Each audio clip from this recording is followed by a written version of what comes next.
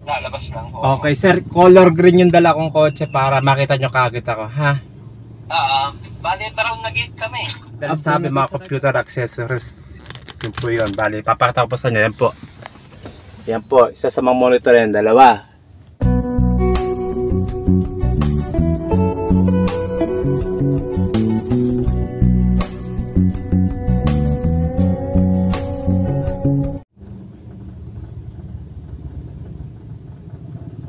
Tawagan natin si customer.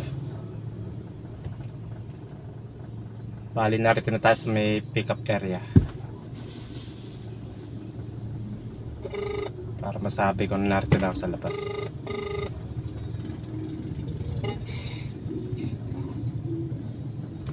Hello?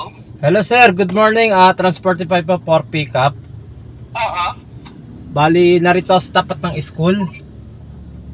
Wait lang ho. Sige, bit po kayo Lalabas lang po. Okay sir, color green yung dala kong kotse para makita nyo kagad ako, ha? Bali, pero nag-gate kami. Bro, nagay sa kay banda dun. Sir, may... Orange? Wala akong makitang orange. Yung may pasukan ng kanto ho, nandun ho yung bahay namin. May kanto rito sir, papasok. Teka, Ano kulay ng ano nyo? green. Ito. Ay, kapala yan sir, ikaw na pala yan. Ayan. Sige. Ayun. Ayun o. Sa likod ako.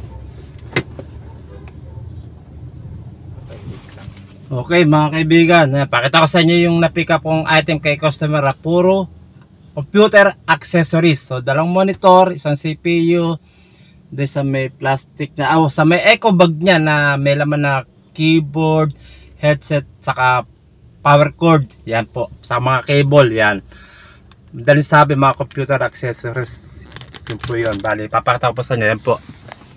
Yan po, isa sa mga monitor yan, dalawa. Isa, dalawa. Tapos ito po yung CPU. Sa loob po niya, yun po yung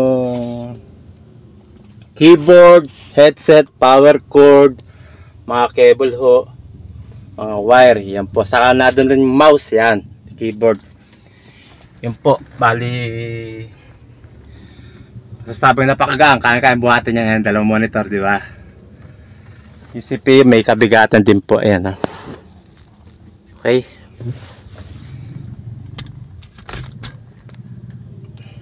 Yun, bali na pick up ko na ho siya. Bali yung booking nga po, pick up dito sa may Pasig City, then dadalhin sa Parañaque. Yun, bali company booking po siya.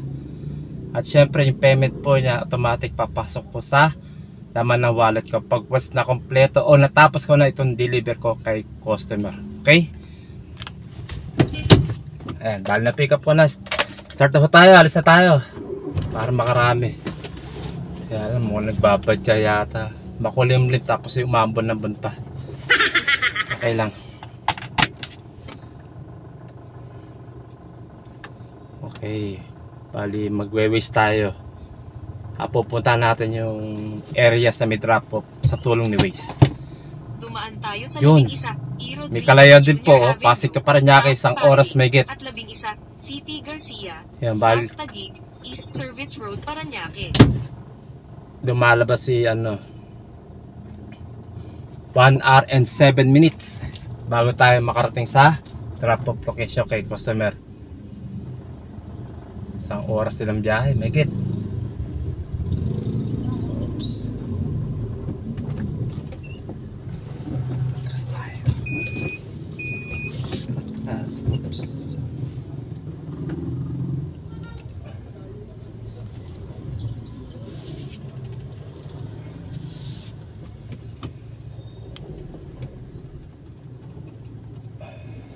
Yun.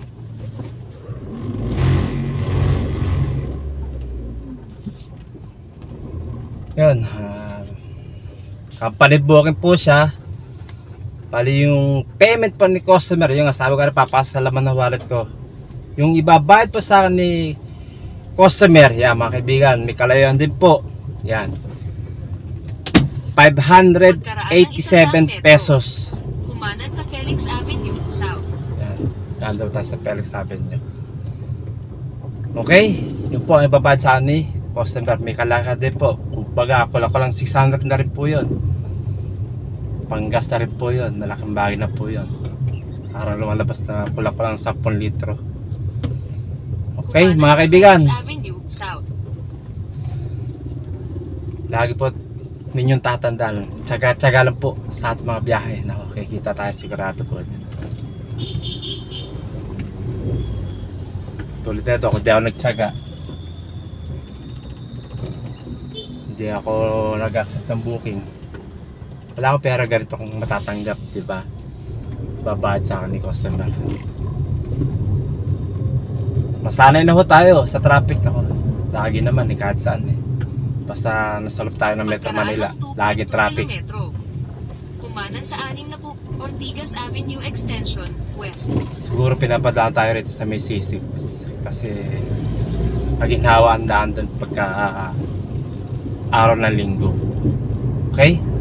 So ito yung first booking ko na accept ngayong araw ng linggo. Pagka wala na ma-accept mamaya, papahinga na ako, tutulog ang maaga. Yes, sa bahay lang. Siyempre family bonding, diba? Okay, mga kaibigan, God bless po sa inyo lahat at mag-iingat po tayo sa ating mga biyahe. Keep safe and keep on driving!